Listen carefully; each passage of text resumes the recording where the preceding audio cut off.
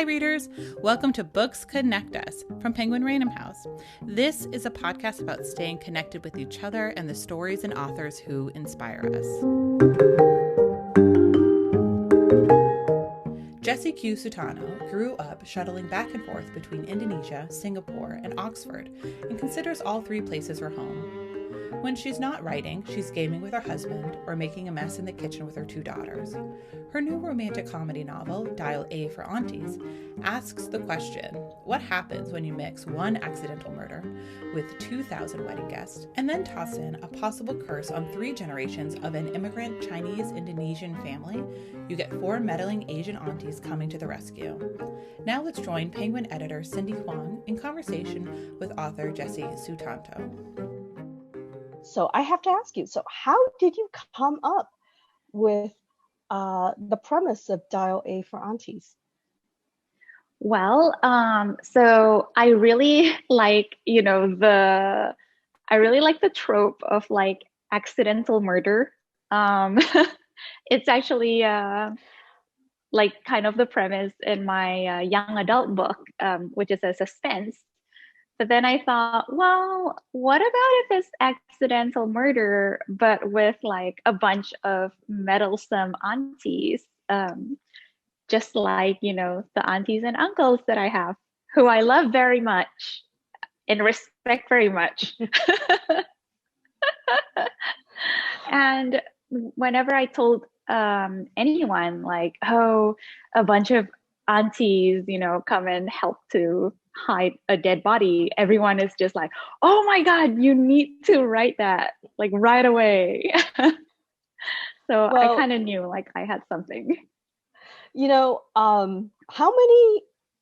many aunts and uncles do you have? Just because I feel that is probably you have an unusual number. I mean, a lot of people come from big families, but you have a lot. Your extended family is very large, right?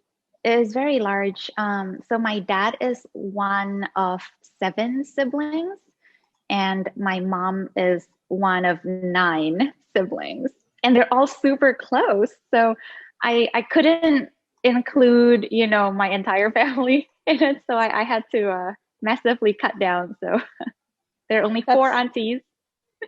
That's hilarious that you had to cut them down. Was anyone in your family, did they assume that you were basing your characters on anyone? And so my mom assumes, and she still thinks that she is the main character, not the mom, but the main character. oh, your mom thinks that she's Maddie, the main character. Yeah. Okay.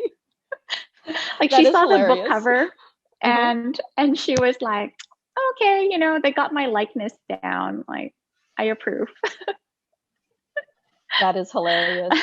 Well, everyone thinks of the star in their own story. So your mom would be the star. So no one was offended by the premise in your family? Read it. Yeah. Oh, okay. They haven't read it yet. And also I just have to say that a lot of the aunties are actually based on my dad.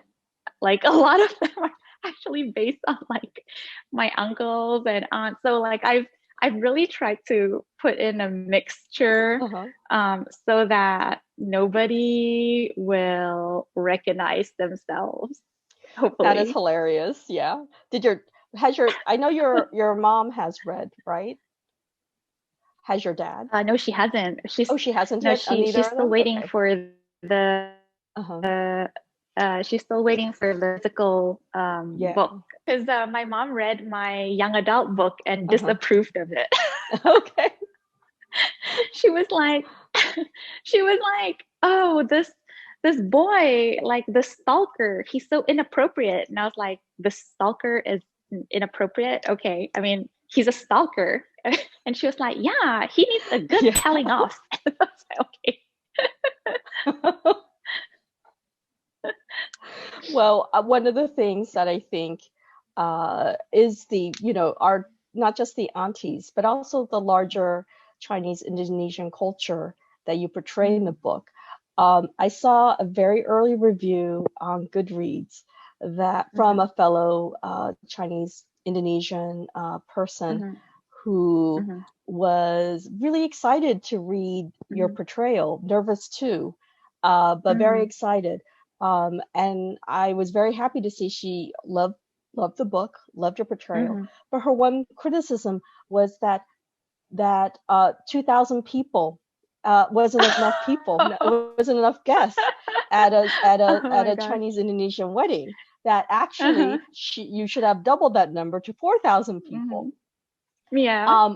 I have to admit, when I first came across 2,000 guests that you had, I thought it was a typo. I thought you meant 200 because there's no way. But only to find out that indeed weddings of these size of the size are common in Indonesia. It just blows my mind. So it's like going to it's like each wedding is a small city of some sort, you know. So what was in terms of when did you start attending weddings, and was this always the norm, you know, for all the weddings you attended? Yeah, I mean, the earliest weddings I remember attending was when I was maybe 12, and I was so awed by, you know, the size of the ballroom and the decorations. Like, they got all out. Like, people here would spend like 6 figures just on like decorations. And I remember there was one wedding where they made the ceiling look like the night sky, and they had like installed these little lights that were like blinking on and off, and it looked like stars. And I was just like, wow, this is the most beautiful thing. And my husband is from a tiny little village in England, with maybe like 50 people in the village. And so imagine his surprise when I took him to his first ever Chinese-Indonesian wedding. It was like he had to go hide in the bathroom for a bit, you know, just to like calm down. He was like, it's like going to a football game or something. Yeah. Yeah. I mean, I was trying to think what the equivalent would be. And it wouldn't, you know, for my experience, it's not weddings, it's conventions. Where you're not expected, obviously, to know everyone. And that's the case, right? You're not expected to know everyone, or even, you know, a large number of guests there. It's just a lot of fun with strangers. Yeah. So, which obviously people are probably wondering, why do you have such a big wedding in your book? So how would you explain what Dial A for Aunties is in just a few sentences for anyone who asks you, because it is such a unique premise? How would I explain it? That's a really good question. How would you describe it? Yeah. How would you? How would you describe it? It's better. So it's a story about a young wedding photographer who accidentally kills her blind date. And then she enlists the help of her mom and very meddlesome aunties to get rid of the body, except it turns up in a really huge billionaire's wedding that the main character and her family are catering to. So yeah. And that's just the beginning. For anyone who's wondering if you're spoiling the details, no. That's just the beginning. Yeah, this is the setup. Yes. So, and then hijinks. Yes, lots of hijinks, lots of humor. Again, everyone I have, mentioned this book to not only is dying to read it. If they've read it, they've loved it. They just, they see themselves a little bit. I mean, maybe not some of the accidentally killing your date details, but the family details. One of the other details, though, is also based on your real life experience as a wedding photographer. Right? Yeah. So how long were you a wedding photographer? About a couple of years. I was only a wedding photographer when I was living in England, and I could do it on my own. And then when I moved back to Indonesia, I had a choice to make because I couldn't do it solo because the weddings are so huge. I would need like an entire team of like 5 other photographers. So then I was like, I don't really want to cater to Chinese-Indonesian weddings because they're just so intense. You have to arrive at like 4 in the morning because that's when the brides will get their makeup done. And it's like a 16-hour day sort of thing. So then I decided to join the family business instead. So I was a wedding photographer in England, which was really nice because I lived in Oxford, which is so beautiful. And I got to go into all the different colleges because Oxford University is broken up into different colleges. And I got to like photograph weddings at like Christchurch College, which I think is where they filmed one of like the Harry Potter scenes, and New College, and you know all these amazing colleges. So which then led to the sequel, which is set in Oxford. So the aunties go to Oxford. Yeah, we're not going to talk really spoilers per se, but yes. Okay. For those of you who read, Dial A and would love to see Medi and her family again, Jessie has written a sequel. We're still working on the title. And it's going to be a lot of fun. We won't tell you what the circumstances are, but the aunties will be in England and it will be a culture clash. It is, and there will be like funny. those, and there will be those English hats, the fascinators. Yes, that's right. I think that's the perfect name for those hats. And the aunties are as competitive with each other as ever. Yeah. So, and obviously a lot of your experiences as a wedding photographer, you were able to take some of those stories and use them obviously in Dial A for Aunties, for Medi's experience, and also of course in the sequel. There, which was there any specific story that you could tell without spoilers that actually happened to you in that Medi experiences besides the murder? Besides the murder, in Dial A for Aunties as a wedding photographer. Yeah. So without spoilers, like people within the wedding party getting really drunk, like that happened a lot. I like the English weddings. Wow, you would think at least, in the English weddings that there would be all these, stereotypes of English people being very proper. So no. In fact, I would say like maybe up to a third of them had, like some people would get so drunk that, it's like a disturbance, and like, people would look like, oh my gosh, what's going on?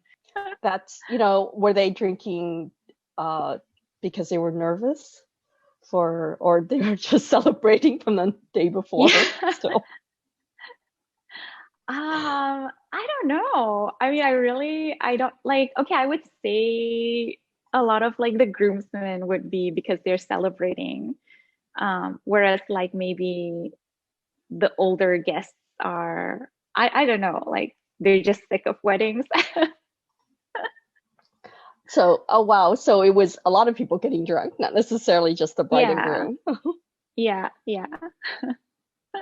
Well, I have to admit, I've only been in a few wedding parties, as a bridesmaid, and we were very boring. No one drank before or during the really? wedding. Not even like not even like a glass of champagne.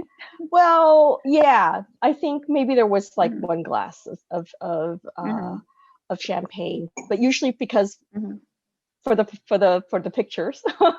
So Yeah. for the behind the Oh, scenes pictures, and maybe right wow, before that's the so well ceremony. behaved. Yeah, but we were incredibly well behaved. So obviously very boring. It probably wouldn't have inspired you with any stories, unfortunately. One of the great things I'm looking forward to, besides the publication of DIAL Mhm. A for Aunties in April, is the Netflix film that is Yes. going to be made from the book, and that is so exciting. So I know Yeah. obviously there were lots of delays because of the pandemic. Mhm. It Mhm. definitely impacted a lot of film and television production. Yeah. Do you have any news about it that you can say? Obviously, a lot of it is still, I'm sure the details are Yeah. still confidential. Yeah. I'm not sure if I'm allowed to say, but well, Well, if you're so not we allowed to have, say, don't say it. yeah, yeah, I know. Yeah. Like, I'm not going to ask you about Let cast me or anything say, like that. So, oh, no, no, no. But we have like progress, I guess. uh-huh. Maybe I Okay, can good. say that. Yeah. Okay. Yeah, Well, and it's all very exciting. So. well, progress is good. I feel that Mhm. you know, the one thing about reading with Dial for Mhm. Aunties is that it is so you wrote it in such a wonderfully vivid way that you can Mhm. see a lot of Mhm. the scenes, take place. So Yeah. I'm really looking forward to see how that translates, to the screen. I think Me it's going to translate too. well. Me Yeah. too. Ironically, I don't actually want them to make the movie too soon because then I won't be able to do like a set visit because of COVID. Yeah. I'm like, oh no, this is so ironic because I want the movie to be made soon, but I Hmm. also don't want it to be made soon because then I can't go and see everything. So, how I know you're a very fast writer. I know you've been Mhm. writing, obviously not just a sequel, but other things. But you're also taking Mhm. time out to read, right, as well. Mhm. Yeah, I'm So, always reading. have you read anything recently that are especially excited about? Yeah, so I was fortunate enough to read an early copy of The Girls Are Also Nice Here by Lori Elizabeth Flynn. And it's so good. It's an adult suspense, and it's got these really mean, horrible women just being horrible to one another, and it's just so good. It's like it kind of reminded me a bit of like Gone Girl, the way that Hmm. the characters are so awful and sinister. But yeah, it is really really well written, and I can't wait for it to come out. When is it being published? I think it's coming out in March. Okay, so it will be soon. Oh, Lin Liao Hmm. Butler's book. The gosh, I can't remember what it's called now. The Tiger Tiger Mom's Mom's Tale. Tale. Yeah. Yeah. Yeah, I thought that was so good and so like touching and yet also really funny. And I love that. And I think you're the editor Yeah, for that full too. disclosure, yeah, Lynn's my author as well. Yeah. So I'm so excited that you liked it. Oh, that's awesome. Yeah. You are a debut author, but you actually, Dao A for Hmm. Aunties isn't your first book. You have a young adult novel. Hmm. So, and it's also a bit on a darker side, Yes. right? Hmm. What's the name of it? Yeah. That's the title is The Obsession, and it's about a stalker that my mom thinks is very horrible. Um, and he starts stalking a girl, and but then soon realizes that she might be the more dangerous one out of the two of them. Well, Jesse, thank you so much for talking with me, your Mhm. evening, my morning. And I really hope everyone listening checks out DIAL A for Aunties, which is coming out in April, and becomes a lifelong fan, because I certainly am. So thank you so much. Oh, thank you so much for having me.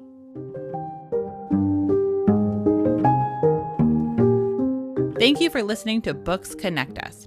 For more great book recommendations and information about your favorite authors, feel free to follow Penguin Random House on social media or visit penguinrandomhouse.com. And if you've enjoyed what you've heard, go ahead and leave us a review on Apple Podcasts, as it helps more listeners to find our show. This podcast is produced by Pat Stango and edited by Clayton Gumbert. I've been Erin Leaf, and until next time, this has been Books Connect Us.